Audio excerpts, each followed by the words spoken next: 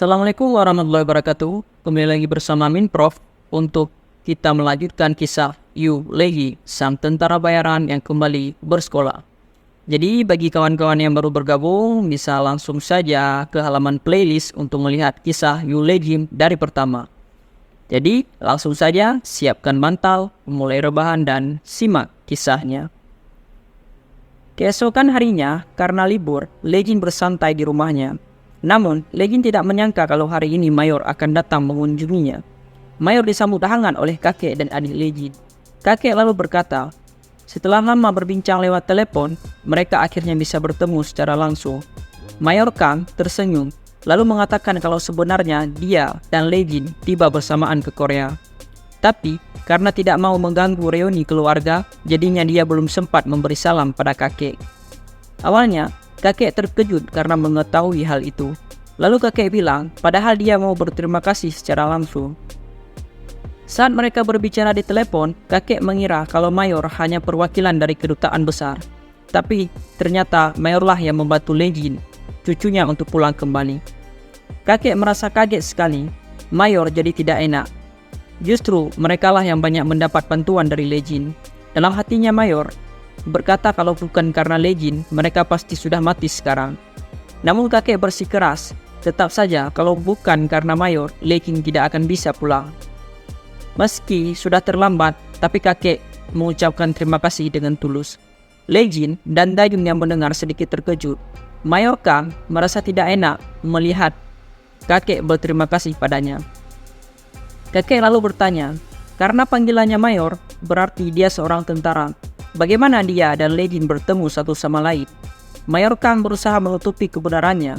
Dia mengatakan saat dia dan timnya dinas di luar negeri, mereka kesulitan menemukan jalan. Lalu, Legin datang memandu mereka. Meski cerita Mayor Kang sedikit absurd, kakek terlihat mempercayainya. Mayor melanjutkan kalau dia sangat kesulitan, bahkan rasanya sampai mau mati. Kakek lalu menyuruh Mayor Kang menunggu agar bisa makan bersama. Lagi pula, sebentar lagi sudah waktunya makan siang. Mayor lalu bertanya, apa Dayun, adiknya Legin? Dayun mengiyakannya. Lalu, Mayor berkata kalau dia adik Legin, maka dia adiknya Mayor juga. Jadi, Dayun boleh memanggilnya kakak.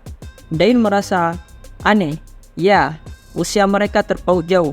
Mayor Kang berusia 35 tahun, sedangkan Dayun masih 16 tahun. Saat sudah makan siang, Mayor Kang makan dengan sangat lahap. Bahkan Legin dan Dayun heran melihatnya. Kakek menyarankan Mayor untuk makan perlahan saja. Namun Mayor Kang dengan raut wajah sedih berkata, sudah lama sekali dia tidak makan masakan rumah seperti ini. Kakek merasa bersalah, lalu bertanya, apakah ibunya Mayor Kang sudah... Namun, Mayor Kang dengan muka yang memerah menjelaskan kalau ibunya sama sekali tidak bisa memasak dan ayahnya juga lebih suka makan di luar. Kalau raut wajahnya berubah sedikit saja, ibunya bisa murung sampai seminggu. Sampai-sampai hal yang paling Mayor sukai saat menjadi tentara adalah makanannya. Rasanya sungguh menyedihkan. Dayun dan kakek hanya bisa tersenyum mendengar Mayor Kang. Dan Legin hanya bisa mengangguk sambil memakan nasinya. Legin dan Mayor Kang kemudian nongkrong di minimarket langganan Legin. Mayor Kang bersyukur Legin terlihat baik-baik saja. Teman-temannya yang lain menitipkan salam untuk Legin. Mengingat kenangan mereka bersama, Legin tersenyum. Dia lalu bertanya, kenapa Mayor tiba-tiba datang ke sini? Mayor lalu berkata kalau dia ada urusan di dekat sini. Jadi sekalian saja dia singgah untuk menjenguk Legin. Dia baru saja mendapat libur karena tugasnya baru saja selesai. Mayor Kang lalu berkata sepertinya kakek Legin orang yang sangat baik dan adiknya juga. Dia lalu pamit pergi. Legin heran kenapa Mayor sudah mau pergi. Mayor Kang memberitahu kalau dia sudah terlambat. Sebenarnya dia masih ingin mengobrol dengan Legin, tapi dia tidak bisa membuat tunangannya menunggu lebih lama. Legin menatap tak percaya. Mayor sudah punya tunangan? Tanya Legin. Mendengarnya membuat Mayor Kang terasa kesal. Karena Legin melihatnya seperti itu, apa dia pikir orang seperti Mayor tidak bisa punya pacar? Legin menjawabnya, dia tidak bermaksud seperti itu. Mayor lalu menjelaskan, awalnya dia dijodohkan oleh keluarganya. Berhubung dia sangat sibuk, ke sana kemari, sepertinya ini lebih baik baginya. Kalau tidak, dia tak akan punya kesempatan untuk bertemu dengan siapapun. Dia lalu menyuruh Legin menjaga dirinya baik-baik dan beranjak pergi dari sana. Namun, Mayor teringat sesuatu dan berbalik, lalu bertanya, apa Legin sudah mendapat jawaban atas pertanyaannya dulu? Saat itu, Legin bertanya, apa arti keluarga pada Mayor Kang? Legin tersenyum, lalu menjawabnya bahwa dia sudah bisa memahaminya sedikit. Mendengar jawaban Legin, Mayor merasa lega. Dia lalu pamit pergi. Mayor Kang kemudian pergi menemui tunangannya yang ternyata adalah Shin Jie, direktur SW Group. Jie meminta maaf karena meminta Mayor Kang datang jauh-jauh ke sini. Apalagi dia tidak bisa berlama-lama. Mayor Kang tidak mempermasalahkannya. Lagi pula, Mayorlah yang mengajak Jie bertemu secara mendadak. Bisa melihat Jie seperti ini saja sudah cukup untuknya. Jie lalu membicarakan pekerjaan Mayor. Dia mendengar belakangan ini Mayor sering diutus ke luar negeri. Kelihatannya Mayor sangat sibuk. Mayor Kang berkata dengan canggung kalau Jie lebih sibuk, sedangkan dia hanya berpura-pura sibuk. Tapi Jie tahu kalau tunangannya hanya basa-basi. Lagi pula dia sudah tahu jadwalnya Kang. Kalau Kang pura-pura sibuk, bagaimana dengan orang lain? Jie masih tidak menyangka kalau dia akan bertunangan dengan seorang tentara. Tanpa dorongan keluarga, rasanya mustahil dia bisa bertemu dengan tentara sepertinya. Jie lalu bertanya, sudah berapa kali mereka berdua bertemu? Kang yang canggung menjawab bahwa mereka sudah bertemu sebanyak 14 kali. Jie merasa sedikit aneh. Padahal mereka sudah bertunangan selama 1 tahun, tapi mereka masih jarang sekali bertemu. Bukankah mereka berdua terlalu sibuk? Kang hanya tertawa kecil mendengar kenyataannya. Jie lalu berkata, dia ingin meminta satu hal pada tunangannya. Kang dengan semangat bertanya, apa yang diinginkan Jie? Jie lalu menyodorkan dokumen Legin. Kang terkejut melihat dokumen itu. Jie lalu berkata kalau anak ini, dia ingin Kang membantunya mencari tahu tentang anak ini. Dia murid pindahan yang sekelas dengan Yuna. Tapi setelah diselidiki ternyata semua informasinya palsu. Dan ketika dia berusaha menyelidiki lebih jauh, pemerintah malah berusaha menutupi tentangnya. Dengan tegas, Kang mengatakan kalau dia tidak bisa menerima permintaan Jie. Karena Kang sudah berkata seperti itu, Jie menyerah. Dia mengerti, tapi bukannya Kang tak perlu bersikap dingin seperti itu padanya. Kang berkeringat dingin. Dalam hatinya, dia berkata, seandainya Legin melihat ini, betapa dia sangat menyayanginya. Beberapa hari kemudian, Legin mendapat kabar kalau Mayor dan pasukannya yang sedang bertugas terperangkap. Saat ini, di hutan antah berantah, Mayor Kang dan pasukannya kebingungan mengetahui pergerakan musuh. Mereka tiba-tiba berubah. Di sisi lain, pasukan musuh melapor pada pimpinannya. Mereka sudah berhasil memojokkan musuh ke lokasi target. Pimpinannya dengan wajah yang rusak sebelah berkata kalau sudah saatnya mereka mulai berburu. Saat ini, Legin diberitahu oleh kakeknya, Yuna, bahwa Mayor Kang Hamchan dan timnya berada dalam bahaya.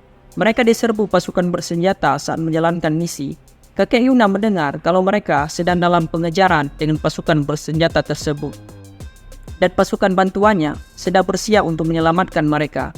Dia memberitahu Legin karena dia tahu kalau Legin dekat dengan Mayor dan timnya. Legin bertanya, apakah alasannya memberitahu Legin karena situasi Mayor di sana sudah sangat buruk? Dengan berat hati, kakek Yuna membenarkannya. Dia memberitahu Legin agar dia bisa menyiapkan hatinya pada hal buruk yang mungkin terjadi. Tapi Legin tidak boleh sembarangan. Biarkan pasukan bantuan yang menyelesaikan misi ini. Kondisi Legin sudah berbeda dengan yang dulu. Dia harus ingat kalau sekarang dia sudah mempunyai keluarga. Legin yang mengerti maksud kakek Yuna terpaksa menerima kenyataan ini. Kepala Legin kembali memutar memori lama saat dia masih bersama dengan Mayor Kang. Saat itu, Mayor Kang yang mengetahui kalau Legin orang Korea dengan semangat memberitahu yang lain. Segera timnya datang dan menanyakan Legin. Apa ingatannya sudah kembali? Mayor Kang berkata kalau Legin hanya ingat sedikit, tapi itu benar. Kemudian, saat Legin termenung sendirian di kamar, Mayor datang dan memberinya pola. Dia tahu. Dia lalu berkata, sebaiknya Legin tidak memaksakan dirinya untuk mengingat semua sekarang. Pelan-pelan saja, nanti ingatannya perlahan akan kembali. Legin juga mengingat saat dia pertama kali menyebut namanya. Mayor bertanya, siapakah nama aslinya? You Legend? Legend berkata, sepertinya itu adalah nama aslinya. Dia juga mengingat saat mereka bermain Liga of Legend bersama. Karena kalah, Mayor kesal dan bertanya siapa yang bertugas untuk menjaga tower. Bawahannya mengatakan kalau di saat seperti ini, Legend bilang saja dia mati gara-gara beda jungle. Apapun itu, pokoknya gara-gara beda jungle. Sedangkan temannya menyarankan Legend agar tidak melakukan perkataan temannya itu. Sampai suatu hari, Mayor sampai di barak. Dengan nafas tersengal, dia berkata kalau mereka berhasil menemukan keluarga Legend. Dia mempunyai seorang kakek dan adik perempuan. Timnya Mayor segera memberi selamat pada Legend. Jika dia pulang ke Korea, dia bisa makan makanan enak. Kemudian, mereka tertawa bersama. Kembali ke sekarang, Legend sibuk dengan kenangan yang terus membayanginya sampai Dayun menyadarkan kakaknya. Dia mengajak Legend makan bersama. Melihat kakaknya melamun, Dayun bertanya, kenapa kakaknya jadi melamun begitu? Dia kemudian menyuruh kakaknya duduk. Kakek lalu bercerita tentang temannya yang iri melihat dia makan bersama cucunya. Dayun tersenyum, lalu berkata, kenapa teman kakek merasa iri? Bukannya makan bersama hal yang biasa saja? Namun, kakek meyakinkan Dayun, dia tidak bohong. Temannya bilang kalau cucu mereka tidak seperhatian Dayun dan Legend. Mendengarnya, Dayun merasa senang dan berkata, kapan-kapan mereka akan membawakan bekal lagi untuk kakek. Merasa tidak enak, kakek bilang jika maksudnya bukan itu. Tapi, Legend menyela dan menanyakan pendapat kakek tentang membalas budi pada orang yang sudah membantunya. Kakek berkata, kalau susah untuk menjawabnya hanya dengan pertanyaan itu. Tergantung bantuan apa yang diberikan orang itu, dan juga tergantung apa yang bisa kita berikan padanya. Kakek melanjutkan, tapi yang jelas, orang yang mau spontan membantu pasti memiliki hati yang lebih tulus. Meski kita tidak bisa mengukur besarnya bantuan seseorang, tapi dia sudah membantu duluan tanpa menerima imbalan apapun. Lalu, sepanjang kita masih hidup, suatu saat kita akan mendapatkan kesempatan untuk membalas budi pada orang yang telah membantu kita. Jika saat itu tiba, kita harus berusaha sebisa mungkin untuk membantunya. Kakek lalu berkata, sepertinya dia sudah terlalu banyak omong. Kakek bilang jika dirinya tidak pandai berbicara. Namun, Legend yang sudah paham mengatakan jika dia sudah bersyukur bisa bertemu lagi dengan kakeknya. Kakek lalu tersenyum dan berterima kasih karena Legend sudah berkata seperti itu. Legend lalu melihat ke arah Dayun dan mengatakan hal serupa. Dia bersyukur bisa bertemu lagi dengan adiknya. Dayun merasa malu dan penasaran. Kenapa kakaknya mudah sekali berkata hal seperti itu? Apa karena kakaknya sudah lama tinggal di luar negeri? Sesudah makan, Legend akhirnya memutuskan untuk membantu Mayor Kang. Dia menelepon kakek Yuna dan menyuruhnya mempersiapkan semua yang bisa dilakukan olehnya. Di tempat lain, Mayor yang sudah kelelahan dan terluka menginstruksikan pada bawahannya.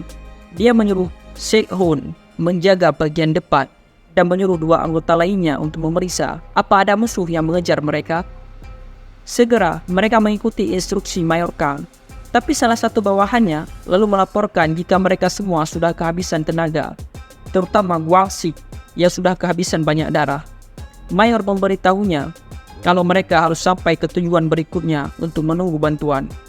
Tapi bawahannya merasa ragu apa mereka bisa bertahan sampai di sana. Persediaan mereka juga sudah menipis. Mengetahui hal ini, Mayor Kang menggertakkan giginya, tapi dia tidak bisa berbuat apa-apa. Di sisi lain, para pasukan musuh sudah berkumpul. Salah satu mereka melapor pada pimpinannya. Kelihatannya, lawan mereka sudah kelelahan. Pimpinan itu berkata kalau dia tidak menyangka pasukan itu bisa bertahan sampai saat ini. Mereka bukan lawan yang enteng. Jika saja tak perlu melindungi warga sipil, atau kalau ini bukan wilayah kekuasaan mereka, mungkin merekalah yang akan kepayahan. Tapi tiba-tiba dia merasakan sakit di bekas lukanya, rasa sakit yang sama yang diberikan oleh Legend bertahun-tahun lalu.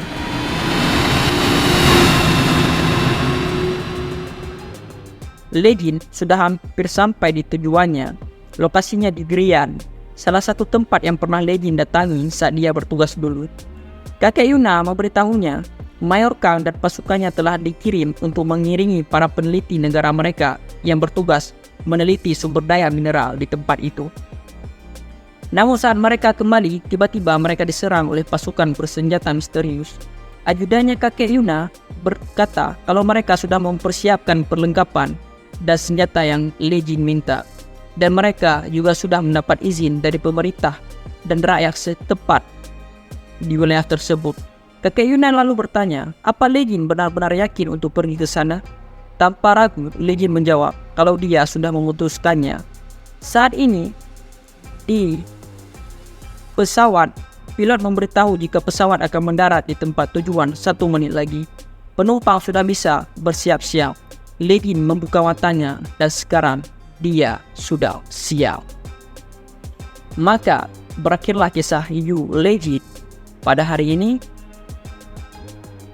Min Prof pamit undur diri. Sekian. Assalamualaikum warahmatullahi wabarakatuh.